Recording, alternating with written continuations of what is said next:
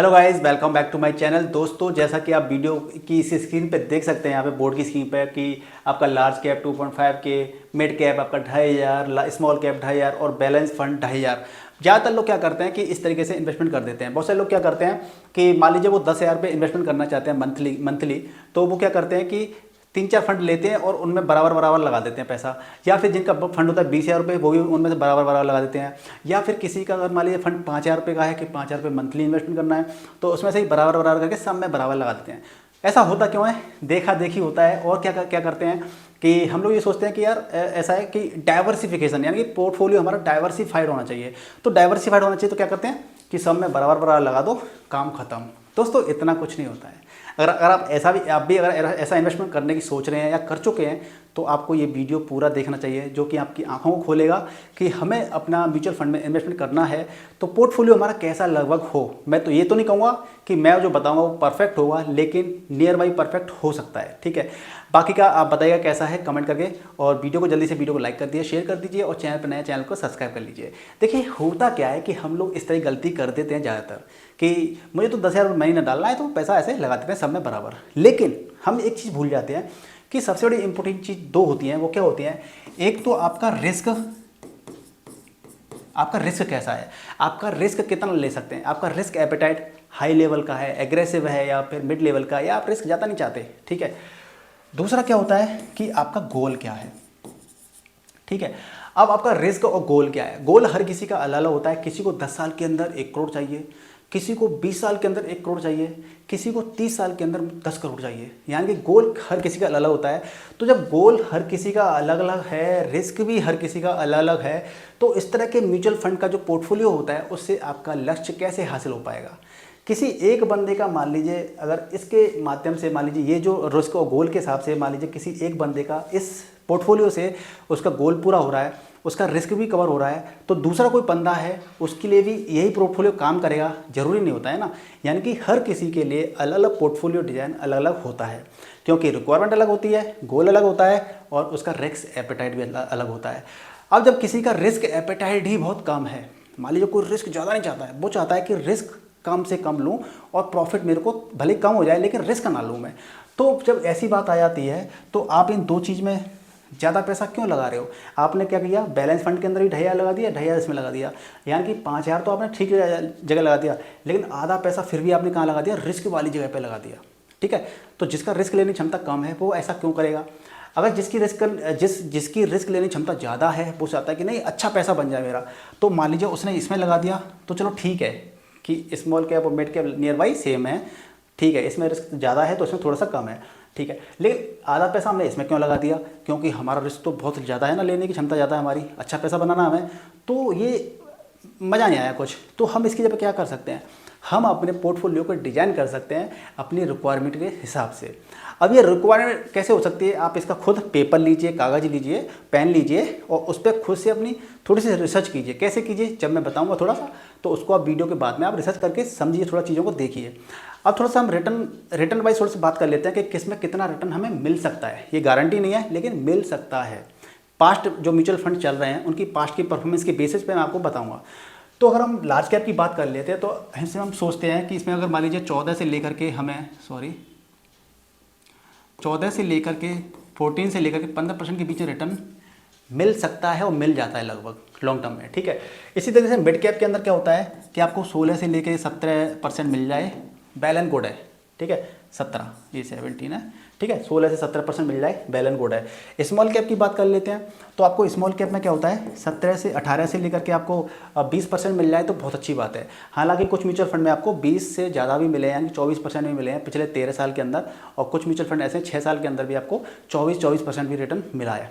ठीक है, तो 18 से 20% के अंदर भी मिल जाए स्मॉल कैप में तो वेल एंड गुड है, बहुत अच्छा है, बहुत अच्छा माना जाएगा। और बैलेंस फंड के अंदर मान लीजिए इसमें क्या होता है, बैलेंस फंड में क्या रहता है, इक्विटी प्लस आपका डेप्ट वगैरह रहता है। दूसरे म्यूचुअल फंड्स होते हैं जिनको बैलेंस करने की कोशिश की जाती है, जिससे कि इस म्यूचुअल फंड में क्या है, आपका रिस्क कम हो। तो मान लीजिए इसको आपका रिस्क कम हो, तो मान लीजिए इसमें 14% मान लेते हैं। ठीक है, एग्जाम्पल के लिए। तो अब आपके पास परसेंटेज आ गया कि किस में कितना मिल सकता है लगभग। अब आप क्या कीजिए कि आपका जो गोल है कि भाई मुझे इतनी कैपिटल चाहिए और मेरा रिस्क क्या है, आपका रिस्क लेने की क्षमता है ज़्यादा, आप रिस्क अच्छा ले सकते हैं।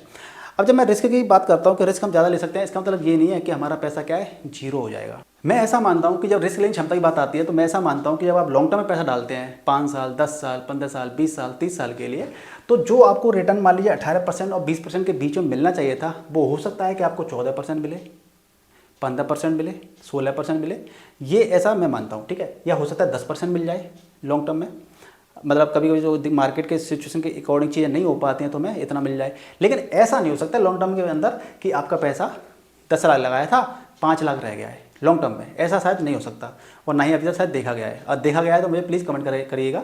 कुछ 1-2 म्यूचुअल फंड ऐसे हो सकते हैं कि मान लीजिए हज़ारों म्यूचुअल फंड चल रहे हैं तो 1-2 म्यूचुअल फंड ऐसा होना स्वाभाविक होता है, ठीक है। अब मिड कैप की बात कर लेते हैं कि मान लीजिए 16-17% पैसा को रिटर्न मिल रहा है, मिलना चाहिए, लेकिन मार्केट मान लीजिए लॉन्ग टर्म में अंदर मार्केट में बहुत ज़्यादा चेंजेस आ गए, बहुत ज़्यादा मार्केट खराब हो गया, इकोनॉमी बहुत डाउन हो गई अपने कंट्री की मान लीजिए, तो आपको यहाँ पे 16-17 मिलना चाहिए था, लेकिन आपको कितना मिला, मान लीजिए 12 मिला या 13 मिला या 10% मिला, ठीक है ना। तो ये होता है लॉस का मतलब लॉन्ग टर्म में मामले में, ठीक है।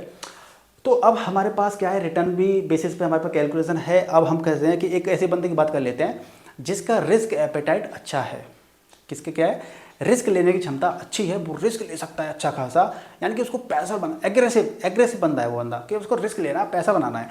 तो आप क्या कर सकते हैं, मैं अपने हिसाब से थोड़ा सा कैलकुलेशन करके बताऊंगा कि आप स्मॉल कैप के अंदर 3.5 डाल सकते हैं, 3,500 रुपये लगा सकते हैं। और इसके अंदर जो मिड कैप है, सॉरी ये मिड कैप है, सॉरी ये आप इसके अंदर 4 लगा दीजिए। ये मिड कैप है, मिड कैप मतलब आपका स्मॉल कैप से थोड़ा सा कम रिस्क होता है, लेकिन रिटर्न भी इससे थोड़े से कम होते हैं। तो इसके अंदर आप क्या कर सकते हैं, इसके अंदर आप लगा सकते हैं 2.5, ठीक है। और बैलेंस फंड की जगह पर मैं लूँगा इंडेक्स फंड, बैलेंस फंड की जगह पर मैं लूँगा इंडेक्स फंड,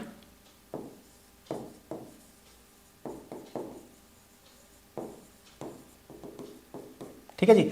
मैं बैलेंस फंड या इंडेक्स फंड लूँगा और आपने क्या किया कि यहाँ पे 2.5 लगा दिए, यहाँ पे आपने 4 लगा दिए और यहाँ पे फिर कितना लगाएंगे हम लोग, यहाँ पे आप 2K लगा दीजिए। आप टोटल कर देते हैं कितना हुआ, 4, 5, 6, 7, 8, 8,500 रुपये हो गए, यानी कि 1.5 आपने क्या लगा दिया इंडेक्स फंड के अंदर।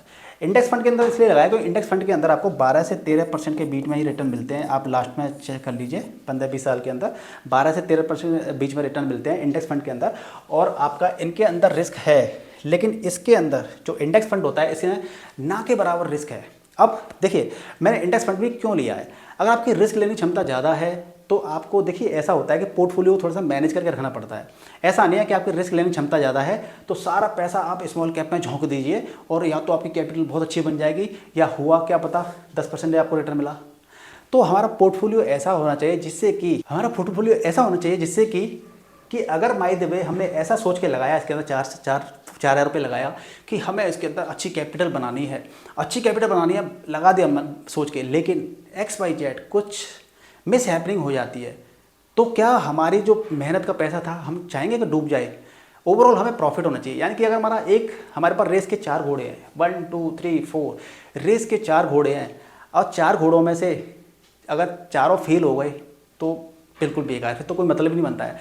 लेकिन आपका मान लीजिए 1, 2, 3, 4 घोड़ों में आपने पैसा लगाया और इस घोड़े ने अच्छा परफॉर्म कर दिया, ये फर्स्ट आ गया और इन्होंने अगर थोड़ा भी परफॉर्म किया तो ओवरऑल आपको पैसा अच्छा मिल जाएगा। लेकिन आपने 4 यानी कि पहले घोड़े पे आपने पैसा ज़्यादा लगा दिया, मान लीजिए फुस हो गया, राइट, फुस हो गया, लेकिन बचे हुए बाकी घोड़े तो आपको परफॉर्म करके दे सकते हैं ना, क्योंकि इंडेक्स फंड है। इंडेक्स फंड आपका टोटल जो देश की टॉप 50 कंपनीज होती हैं उसके अंदर पैसा लगता है, टॉप 100 के अंदर, टॉप 150 के अंदर अलग अलग इंडेक्स फंड बना रखे हैं, ठीक है।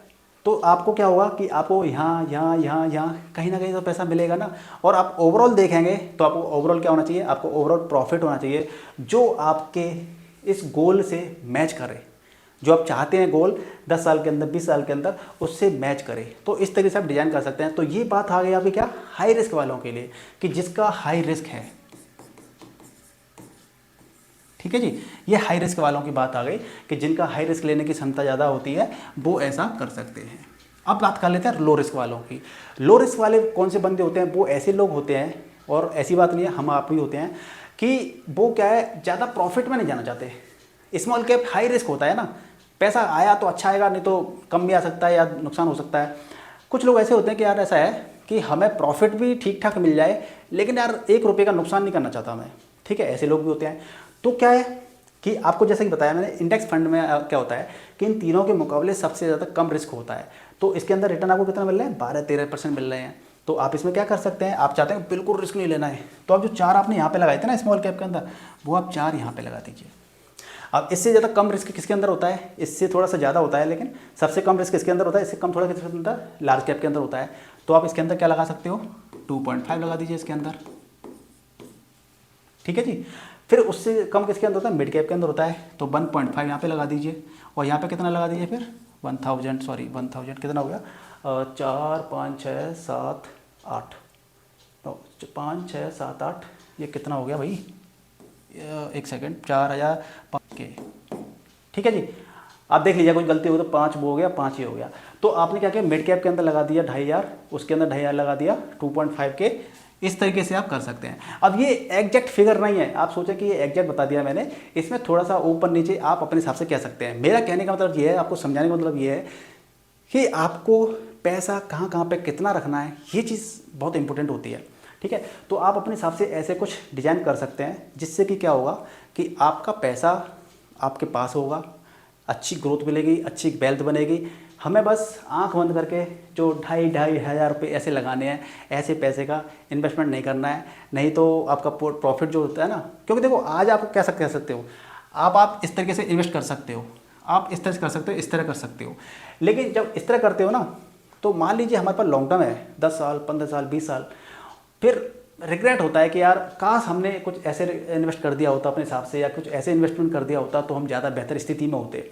अब मान लीजिए आपने इस तरह से कर दिया, लेकिन आपको पता है कि आपका रिस्क लेने क्षमता ज़्यादा है, तो इस वाले पॉइंट से रिस्क लेने क्षमता ज़्यादा है, तो इस पॉइंट से आपका कैपिटल कम बनेगी। आप फिर कहेंगे 10 साल बाद कि यार काश मैंने इसको 5000 पे कर दिया होता इसके अंदर, तो मेरी कैपिटल कितनी हो गई होती, या इसके अंदर लॉस हो गया और आपका रिस्क लेने क्षमता क्या है, कम है, तो आप कहेंगे कि यार काश मैंने इसके अंदर 5 कर दिया होता तो कितना अच्छा रहता। तो इसलिए म्यूचुअल फंड में इन्वेस्टमेंट करने के लिए कोई जल्दबाजी करने की जरूरत नहीं है। आप अच्छे तरीके से पेन पेपर लीजिए, अपना SIP कैलकुलेटर यूज करके इस परसेंटेज के हिसाब से अपना टारगेट लगाइए कि अगर हमें इतना परसेंट मिल जाता है तो इस पैसे से हमें इतना पैसा मिल जाएगा, ठीक है। उस तरीके से थोड़ा टाइम दीजिए, 1-2 घंटा दीजिए, क्योंकि पैसा भी आपका है, आपका पैसा बहुत इंपॉर्टेंट है, क्योंकि मेहनत से कमाया हुआ पैसा होता है। इसको कहाँ कहाँ पे लगाना है, थोड़ा रिसर्च कीजिए, आप भी रिसर्च कीजिए थोड़ा सा, और उसी हिसाब से अपने पैसे को लगाइए कि आपको क्या चाहिए और कितना आपका रिस्क एपेटाइट है। तो दोस्तों मुझे लगता है कि आपको इस वीडियो से काफ़ी कुछ सीखने को मिला होगा, तो प्लीज़ मुझे कमेंट करके बताइए वीडियो से कि आपको सीखने को मिला है कि नहीं मिला है। वीडियो को लाइक कीजिए, शेयर कीजिए, चैनल पर नया चैनल को सब्सक्राइब कर लीजिए। मिलते हैं नेक्स्ट वीडियो में, तब तक के लिए गुड बाय, टेक केयर, जय हिंद, जय भारत।